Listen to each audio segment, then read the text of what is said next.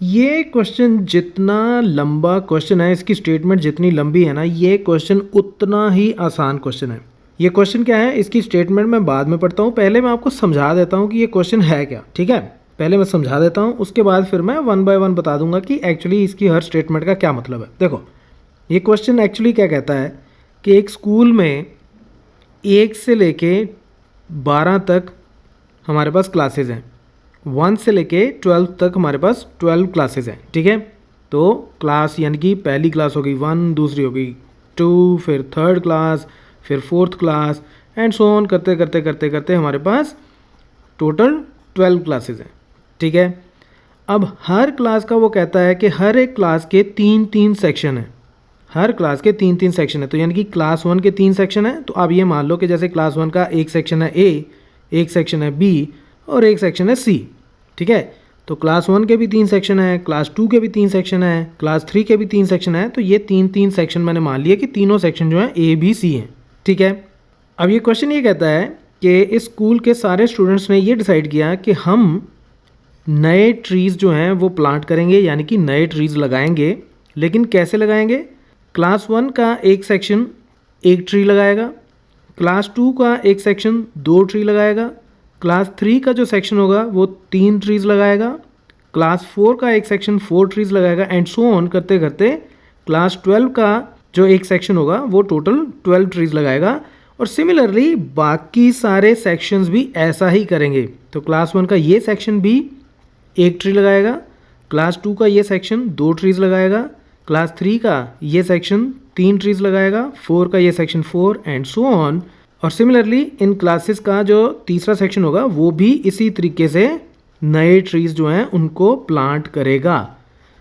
Right, तो हर class के हर सेक्शन ने क्लास के नंबर के बराबर ही ट्रीज़ नए लगाने हैं। ठीक है, अब वो कहता है कि बताओ इसमें टोटल ट्रीज़ कितने हैं।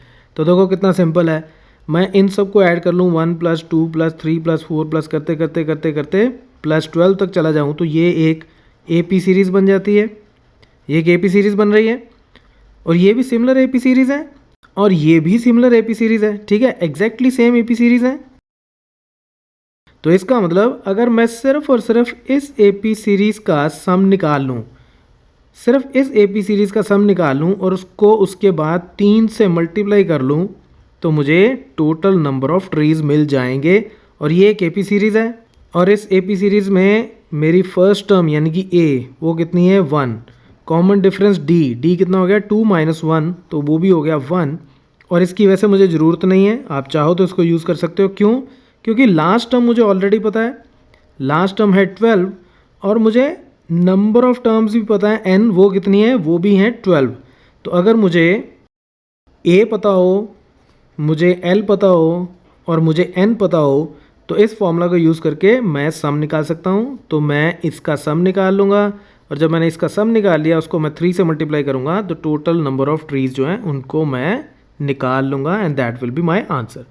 अब अगर आपको ये यहाँ पे ही समझ में आ गया है तो आप इस ट्यूटोरियल को छोड़ सकते हो, अदरवाइज़ मैं यहाँ से इसको पढ़ के फटाफट इधर लिखना शुरू करता हूँ। ठीक है, in a school students thought of planting trees in and around the school to reduce air pollution. तो स्कूल के स्टूडेंट्स ने ट्रीज़ प्लांट करने के बारे में सोचा ताकि एयर पोल्यूशन जो है उसको हम रिड्यूस कर सकें।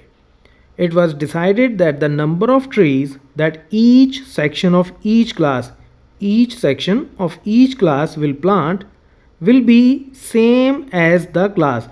तो हर क्लास के हर सेक्शन ने जो ट्रीज़ प्लांट करने हैं उनका काउंट कितना होगा, जिस क्लास में वो पढ़ते हैं उसके बराबर। ठीक है, in which they are studying. ठीक है, in which they are studying, जिस क्लास में पढ़ते हैं उसी के बराबर के नंबर ऑफ ट्रीज़ वो प्लांट करेंगे। Example, a section 1 of class 1 will plant 1 tree. तो क्लास 1 का एक सेक्शन एक ट्री प्लांट करेगा, क्लास 2 का एक सेक्शन 2 ट्री प्लांट करेगा and so on till class 12। तो टोटल 12 क्लासेज हैं वहाँ पे हमारे पास।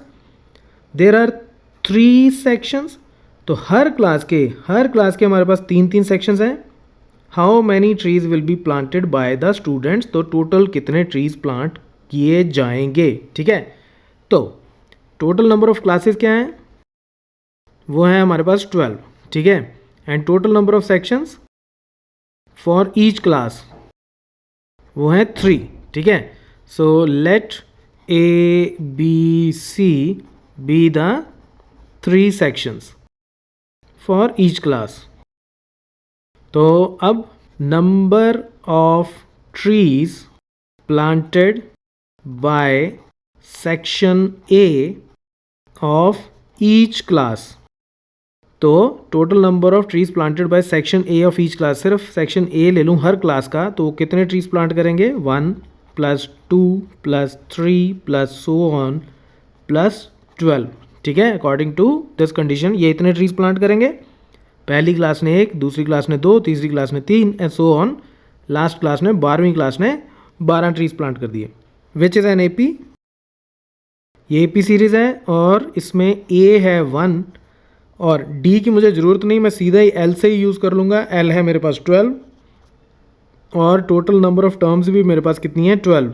आप इसको कैसे भी सॉल्व कर सकते हो. अगर आपको D यूज़ करके, क्योंकि A पता है N पता है, तो D भी हमें पता है 2 - 1, तो चाहे ये फॉर्मूला लगा लो चाहे आप ये वाला फॉर्मूला लगा लो, कैसे भी यूज़ कर सकते हो. मैं ये वाला यूज़ कर लेता हूँ, आप इस फॉर्मूला से इसको सॉल्व करके देखना. सो पहले मैं फॉर्मूला लिख लेता हूँ. SN कितना हो गया मेरा.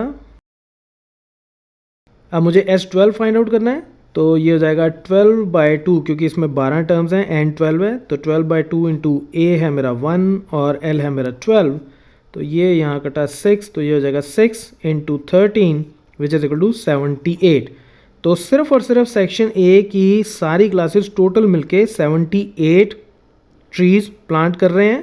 So total number of trees planted कितने हो जाएंगे. अब वो हो जाएंगे total number of trees planted by section A multiplied by 3, क्योंकि हर सेक्शन इतने ही ट्रीज प्लांट करेगा. ठीक है, 78 78 78, so this will be equal to 78 into 3 which is equal to 3 into 8 is 24, तो 2 आया एंड 21 + 2 23, तो 234 इज द आंसर.